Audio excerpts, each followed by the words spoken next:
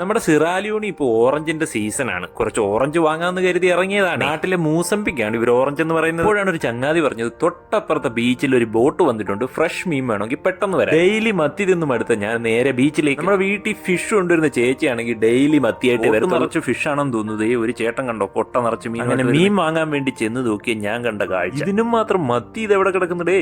ദേ വീണ്ടും വീണ്ടും കൊണ്ടിറക്കുന്നു. ഇവിടെ ഉള്ള ഒരു മത്തിക്ക് മീന ഫിഷ് എന്നാണ് പറയുന്നത്. മീന ഫിഷ് അല്ലാതെ വേറെ ഏതെങ്കിലും ഫിഷ് ഉണ്ടോ എന്ന് ചോദിച്ചപ്പോൾ ഈ ചങ്ങാതി പറയും മത്തിയുടെ ഗുണം അറിഞ്ഞുകൂടാൻ വയ്യാത്തതുകൊണ്ടാണ് ഒരു 100 ലിയോൺ തന്നിട്ട് ഒരു കൊട്ട ഏകദേശം ഒരു 350 രൂപ.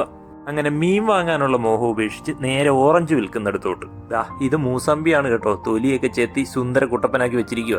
നമ്മുടെ നാട്ടിലെ കൂട്ടി ഇവര് മൂസമ്പി ജ്യൂസ് ഒന്നും അടിച്ച് വിൽക്കാറില്ല കേട്ടോ.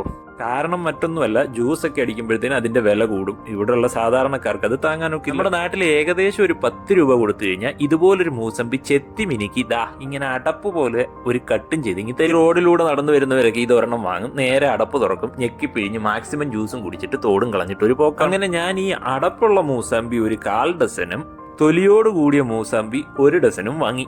ഇവിടെ അങ്ങനെ കിലോ കണക്കൊന്നും ഇല്ല കേട്ടോ, എല്ലാ എണ്ണമാണ് കണക്ക്. അപ്പൊ പുതിയൊരു സിറാലിയോൺ വിശേഷവുമായി വീണ്ടും കാണാം.